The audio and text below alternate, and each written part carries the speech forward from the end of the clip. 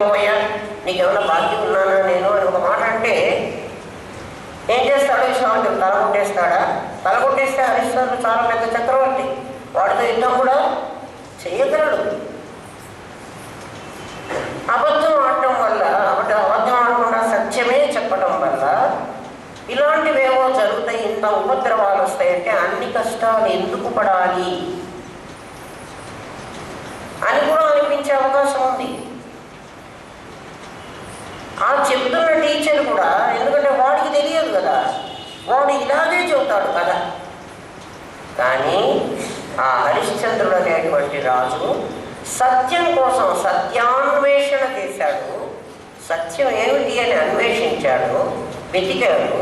వెతకంది దొరకదు కదా. అది బైబిల్ కూడా వెతుకుడి దొరుకును అంటాడు. వెతుక్కోండి. పారేసుకున్నారు మీరు. ఎప్పుడు వెతుక్కోవడం, ఎప్పుడు వెతుక్కుంటాం? పారేసుకున్న వస్తువునే వెతుకుతాం. పారేసుకున్నారు మీరు, అది వెతుక్కోండి. హరిశ్చంద్రుడు సత్యాన్ని వెతకడం మొదలుపెట్టాడు. ఎక్కడ దొరుకుతుంది సత్యం? ఎక్కడ కనపడుతుంది సత్యం? అంటే అబద్ధం ఆడటం కాదు, నిజం చెప్పడం కాదు. ఎక్కడ దొరుకుతుంది అని వెతికేవాడికి ధనేషణ, దారేషణ, పుత్రేషణ అని 3 అడ్డం వస్తాయి. అందుకని హరిశ్చంద్రుడు రాజ్య పరిత్యాగం చేశాడు. ధనేషణ నుంచి బయటపడ్డాడు. దారేషణను వదులుకున్నాడు, భార్యను అమ్మేసుకున్నాడు, దాంట్లో నుంచి బయటపడ్డాడు. పుత్ర వ్యామోహం లేకుండా లోహితాసుడు చచ్చిపోతే కూడా హరిశ్చంద్రుడు నా కొడుకు అని అనుకోకుండా పాటి సుంకం కట్టమన్నాడు. చివరికి భార్యను కత్తితో నరకడానికి కూడా సిద్ధపడ్డాడు. ఆవిడ దొంగతనం చేసిందంటే ఈయననే చంపమన్నారు. అంటే అన్ని బంధాలు తెగతెంచులు చేసుకున్న తర్వాత హరిశ్చంద్రుడికి సత్యం దొరికింది. మళ్ళీ భార్య కూడా వచ్చింది, మళ్ళీ ధనం కూడా వచ్చింది, మళ్ళీ కొడుకు కూడా బతికాడు. ఈశ్వరత్రయాలు నీకు అడ్డుపడుతున్నాయి, వాటి నుంచి నువ్వు విముక్తి పొందాలి అని సత్యహరిశ్చంద్రుడి కథ చెప్పాలి. కానీ కథే మిగిలిపోయింది. కథలో ఉన్న అంతర్భావం మనకి తెలియనప్పుడు వెరితలను వేసే అవకాశం కూడా ఉంది. మీకు సత్యహరిశ్చంద్రుడి కథ ముందే చెప్పాను.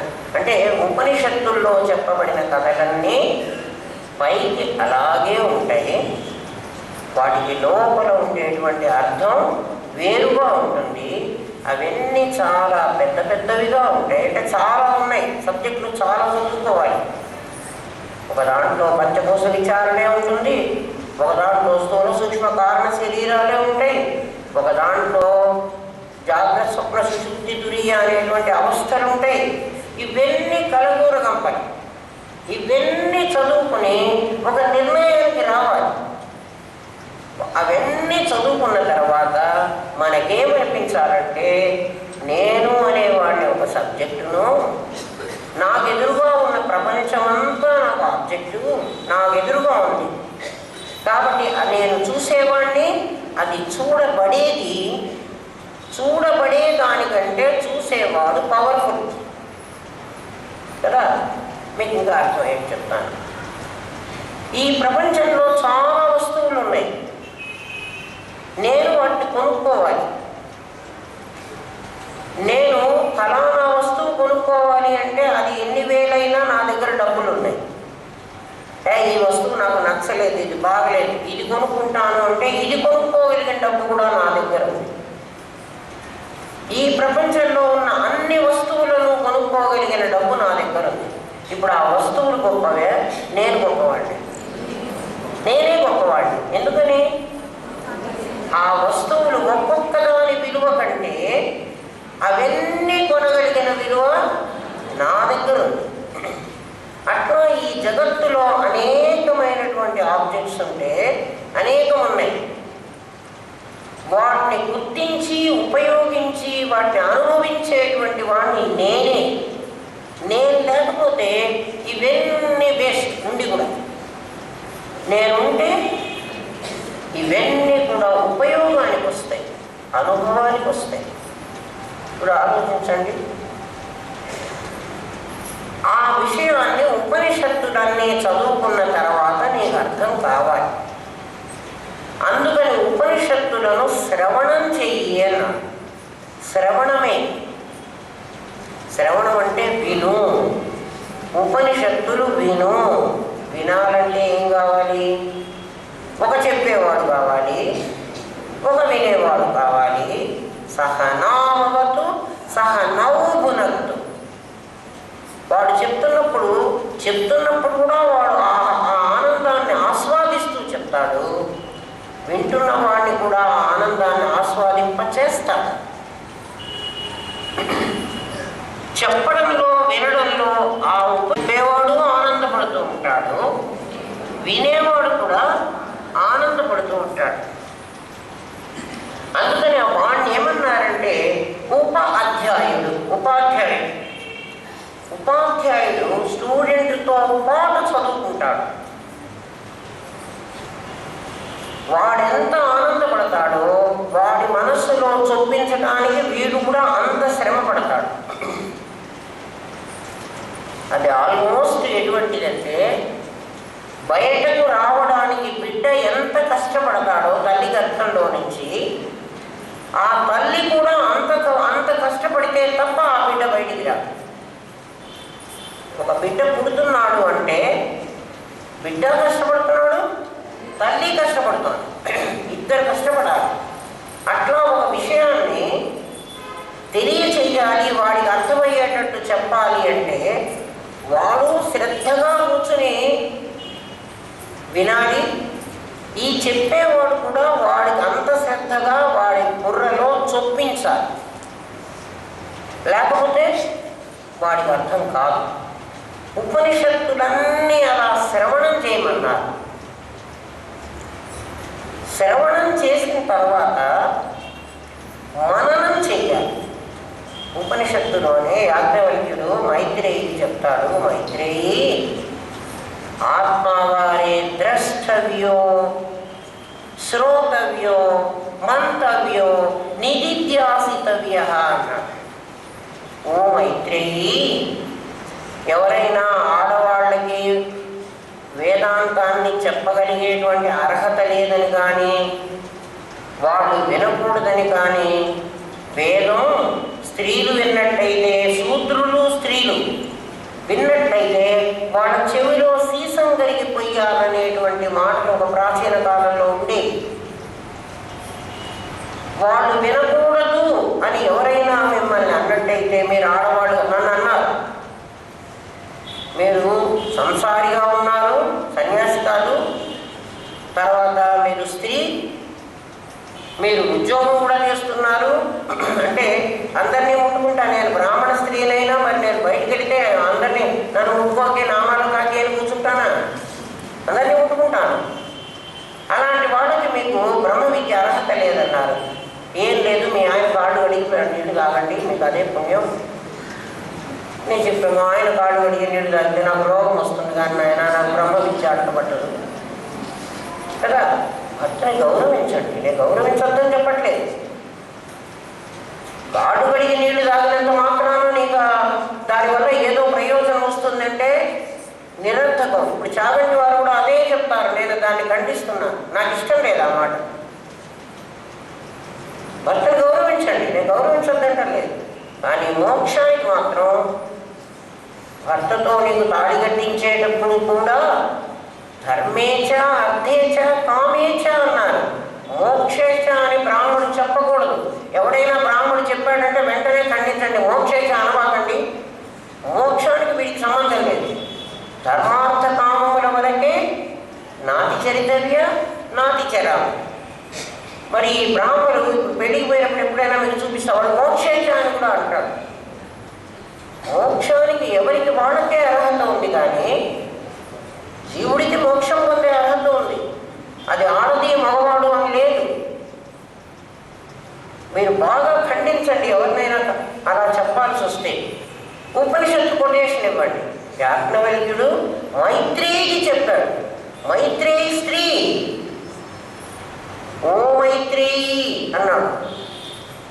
ఆత్మవారే ద్రష్టవ్యో శ్రోతవ్యో మంతవ్యో నిదిధ్యాసితవ్య స్టెప్స్ చెప్పాడు.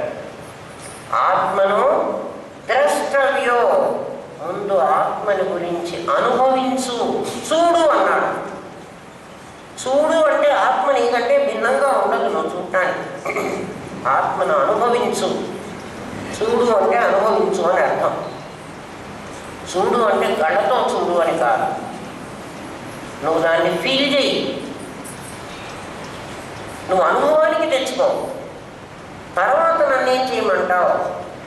శ్రోతవ్యో, విను. ఎక్కడ వినాలి? ఉపనిషత్తుల్లో విను. అందుకని ఉపనిషత్తులు ఇనీషియల్గా బ్రహ్మ విద్యలో మొదటి క్లాస్ పాఠాలు అని చెప్పింది. నేను నాకు కూడా ముందు తెలియదు అన్నాను కదా, అందుకని అప్పాలసి కూడా చెప్పుకున్నాను. ఆత్మవారే ద్రష్టవ్యో శ్రోతవ్యో, విను. విన్న తర్వాత నన్నేం చేయమంటావయ్యా? మంతవ్యో, దాన్ని మననం చెయ్యి. నెక్స్ట్ స్టేజ్ మననం చేసే స్టేజ్, అది బ్రహ్మసూత్రాలు. బ్రహ్మసూత్రాల్లో సూత్రం ఉంటుంది చాలా చిన్నదిగా, దాన్ని మననం చెయ్యాలి.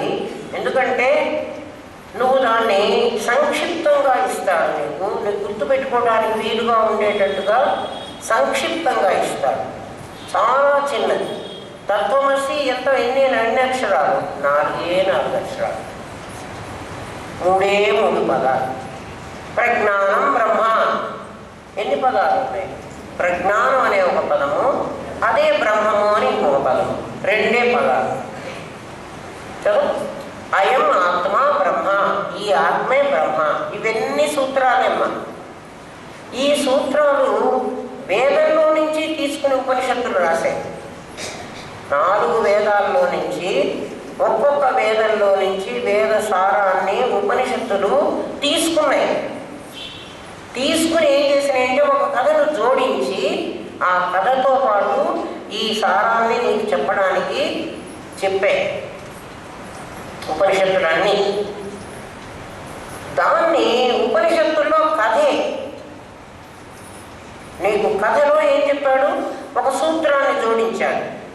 ఈ సూత్రాన్ని ఉపనిషత్తు కథ ఆధారంగా కథ తీసేసి ఆ సూత్రం మాత్రమే చెప్పి నీకు గుర్తుండే విధంగా ఆ చిన్న అల్పాక్షరాలతో అల్పమైన అర్థాన్ని ఊహించగలిగి నువ్వు విచారణ చేసుకుని, అంతేకాని ధ్యానం చేసుకునేది కాదు. అందుకని ఆత్మవారే ద్రష్టవ్యో శ్రోతవ్యో అన్నప్పుడు ఉపనిషత్తులు విను, మంతవ్యో మననం చెయ్యి. ఉపనిషత్తు బ్రహ్మసూత్రాల్లో నిధిత్యాస్తవ్య, భగవద్గీతలో అప్లికేషన్, నువ్వు అప్లై చెయ్యి. భగవద్గీతలో ప్రతి పదాన్ని పశ్వన్, శృణ్వన్, శ్వసన్, స్వపన్ ఏమన్నా చెయ్యి. దైవకించిత్ కరోమి, నేనేం చేయటం లేదు అన్న స్థితి అక్కడ సంపాదించుకో. ముందు భగవద్గీత పట్టుకోవాలి, నీకేం రాదు. భగవద్గీత శ్లోకాలు కంఠస్థం చేస్తే ఏం రాదు. భగవద్గీతలో అర్ధ శ్లోకం నీకు అర్థమైతే నీకు మోక్షం వస్తుంది. శ్లోకాలన్నీ కంఠస్థం చేస్తే నీకు రాదు. మరి అదే కారణమేమో మా నాయనమ్మ గారు భగవద్గీత కంఠస్థం చెయ్యొద్దని చదవమని, ప్రతిరోజు చదవమనేది. కంఠస్థం చేస్తే మనకు బైహార్ట్ చేస్తే అప్పచెప్పుకోవడమే పని.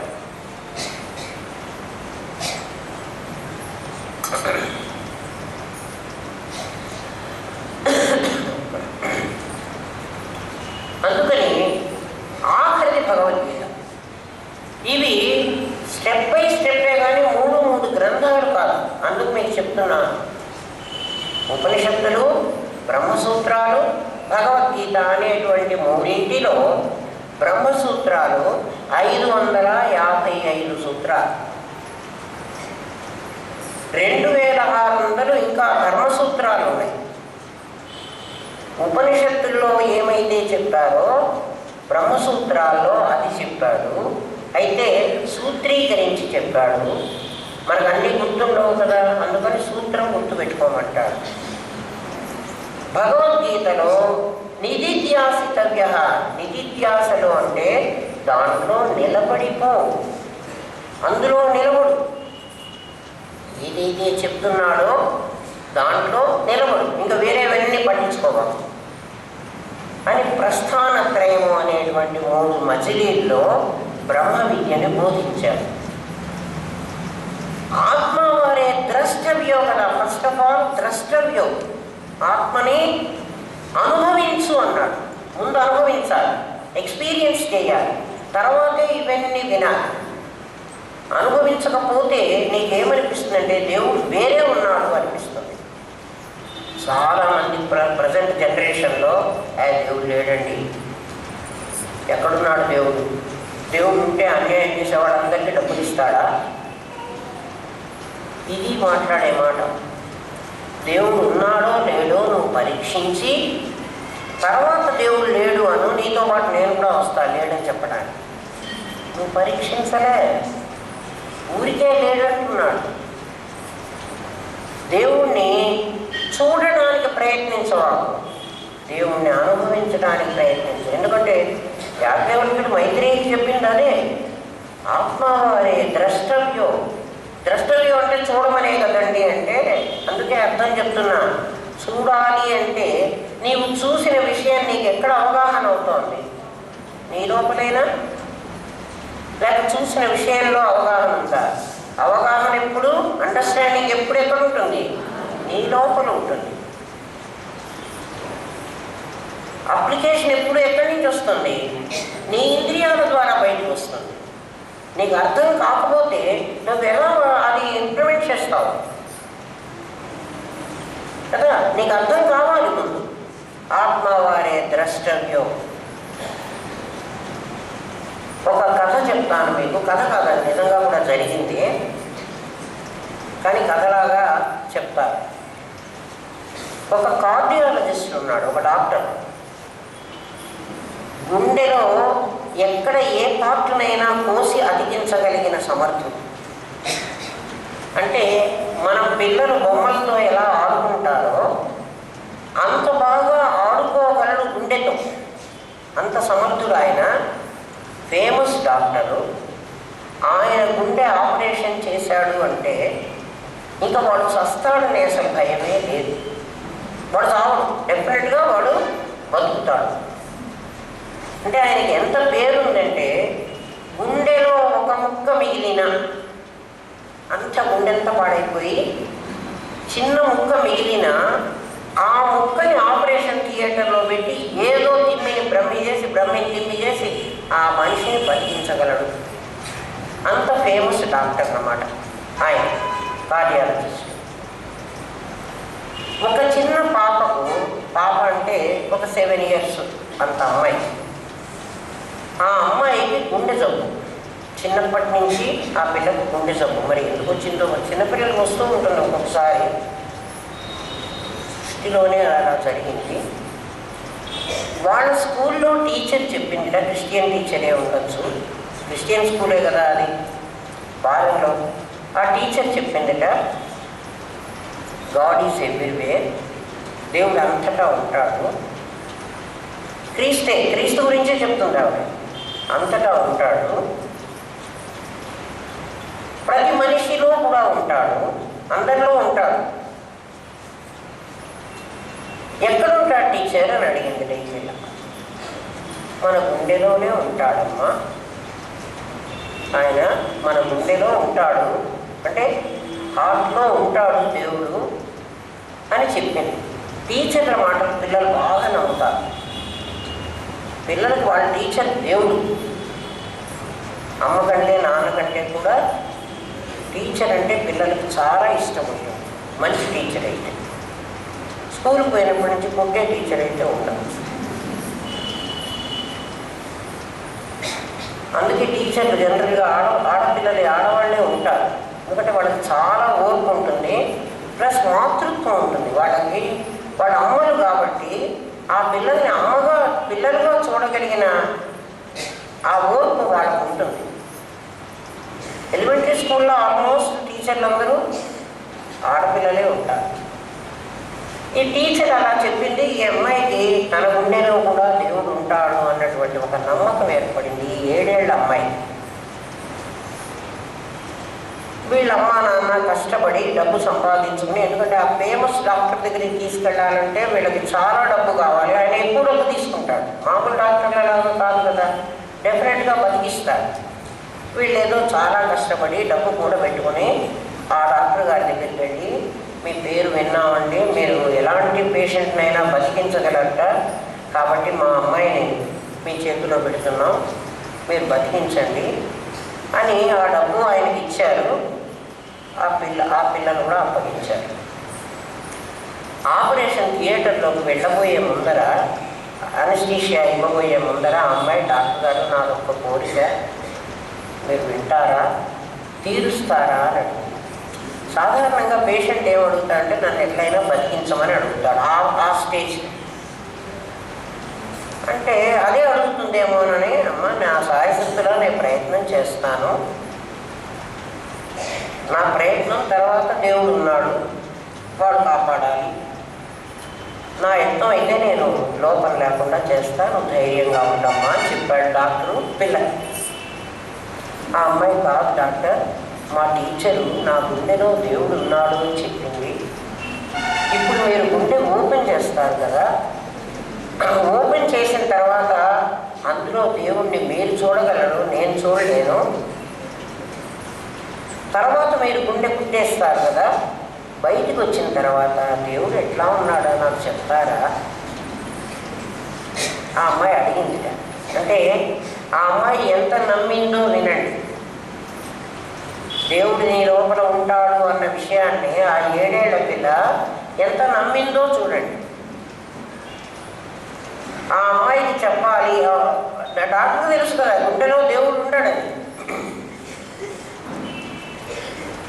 ఆ టీచర్ చెప్పుంటే ఎలా చెప్పుండాలంటే, దేవుడికి ఆకారం లేదమ్మా, ఆకారం లేని ఆకాశం ఎలాగైతే అంతటా ఉన్నదో ఆకాశం లేదని చెప్పగలమా? అట్లా దేవుడు కూడా ఆకారం లేదు కాబట్టి వాడు అంతటా ఉంటాడు అని చెప్పి ఉంటే ఆ అమ్మాయి అలా అడిగి ఉండేది కాదేమో. అంటే దేవుడిని గురించిన సరైన అవగాహన ఉంటే, వీళ్ళందరూ దేవుడు లేడు దేవుడు లేడు అని అంటున్నారే నాస్తికులు. దేవుడి గురించిన అవగాహన లేదు. దేవుడు అంటే వాళ్ళు సాకారమైన దేవుడినే అనుకుంటున్నారు. దేవుడికి ఒక ఆకారం ఉంటుంది, శంఖచక్రాలు పట్టుకుంటే విష్ణుమూర్తి, మెళ్ళో మామూలు వేసుకుంటే శివుడు కదా, చేతిలో వీణ పట్టుకుంటే సరస్వతి. ఎందుకంటే చాగంటి వారి నాటి ఉపన్యాసాలు వినే వాళ్ళందరికీ అది అర్థమైపోతుంది. అంటే అమ్మవారు నిజంగా రూపం ఉన్నట్టు, ఆవిడికి కబరీ బంధం ఉన్నట్టు, అది మనల్ని చూడమన్నట్టు ఆయన టీవీల్లో చెబుతుంటే మీరు అందరూ వింటున్నారు. నిజంగా దేవుడికి ఆకారం ఉంటుందా? ఆకారం ఉంటే వాడు కూడా మళ్ళానే చస్తాడు. ఏదైతే ఆకారం ధరించిందో అది తప్పనిసరిగా, ఈ గ్లాస్ ఆకారం ధరించింది, వెండి గ్లాస్ రూపం ధరించింది, 100 ఏళ్ళు ఉంటుంది, 400 ఏళ్ళు ఉంటుంది, తర్వాత ఇది నశించదా? ఇది మళ్ళీ కరిగి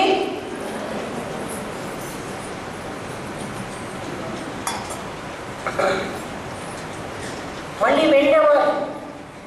అందుకని దేవుడు ఉన్నాడా లేడా అని ఎవడైనా అడిగితే మాత్రం మీరు సరైన సమాధానం చెప్పండి. దేవుణ్ణి చూడగలిగిన కళ్ళు నువ్వు సంపాదించుకో, దేవుణ్ణి అర్థం చేసుకోగలిగిన మనసు నువ్వు సంపాదించుకో. ఆ పాపం ఆ అమ్మాయి దేవుడు అంటే జీసస్ క్రైస్టు, ఆ శిలువ, ఆ కట్టె మీద ఆయన చేతులు పెట్టుకొని ఎక్కడున్నాడు? ఎప్పుడో సమాధిలో ఆయన ఖననం చేశారు. వీళ్ళ గుండెలో ఎలా వచ్చి ఉంటాడు? చూసి చెప్తానమ్మా నేను. ఆ అమ్మాయికి మాత్రం ఆ మాట చెప్పాడు. ఆయన లోపలికి వెళ్ళాడు. ఆపరేషన్ థియేటర్ మీద, ఆ థియేటర్లో ఓటీలో పడుకోబెట్టారు. ఆ పిల్లను సర్జరీ చేస్తున్నారు. ఆ పిల్ల గుండె పూర్తిగా పాడైపోయింది.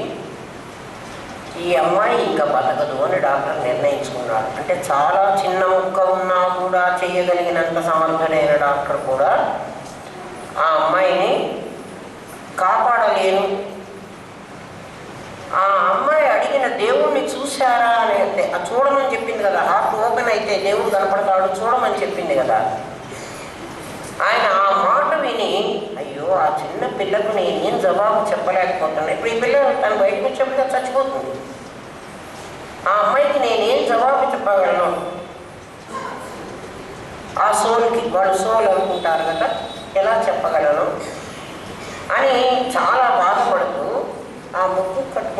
ఉన్నటువంటి దాన్ని ఇలా తీసేస్తున్నాడు డాక్టర్. ఇంకా లాభం లేదు, ఈ పిల్ల ఆల్మోస్ట్ డెడ్. నేను ఇంకా ఇవన్నీ వేసుకోవడం ఎందుకొని అవి తీయబోతున్నట్ట. ఆ గుండెలో సన్నగా రక్త ప్రవాహం ఇలా చూస్తోంది. అసిస్టెంట్లు ఉంటారు కదా, డాక్టర్ అని అరిచారు. ఈయన ఇవన్నీ బయటకు వచ్చేసి ఇంకా బయటకంటే ఆ రూమ్లోనే ఒక పక్కకు వచ్చి తీయబోతుంటే వాళ్ళు అరిచారు. ఆయన వెంటనే బయటకు వచ్చాడు, అంటే ఆ టేబుల్ దగ్గరికి. సన్న రక్తం చీర ప్రవహిస్తూ కనపడుతున్నాయి. కాబట్టి దేవుడు ఉన్నాడు. లేకపోతే ఇప్పుడు అంటే ఆల్మోస్ట్ డాక్టరే చచ్చిపోయిందని నిర్ణయించుకున్న అమ్మాయి ఆ రక్తం ప్రవహించడం అంటే ఆ కదలిక, వెంటనే వచ్చేసాడు, ఆపరేషన్ చేసేసాడు, ఆ గుండె బాగు చేశాడు, ఆ గుడ్లు వేసేసాడు. ఆయన వేయాల్సిన పని అంతా బయటకు వచ్చి కూర్చున్నాడు. ఆ పిల్లకి ఇప్పుడే స్పృహ రాదు కదా. ఈ డాక్టర్ ఇప్పుడు ఆలోచనలో పడ్డాడు. డాక్టర్ చదువుకున్నవాడు. ఆ చిన్న పిల్లకు ముందు మూఢనమ్మకమే, దేవుడు తనలో ఉన్నాడనేది మూఢ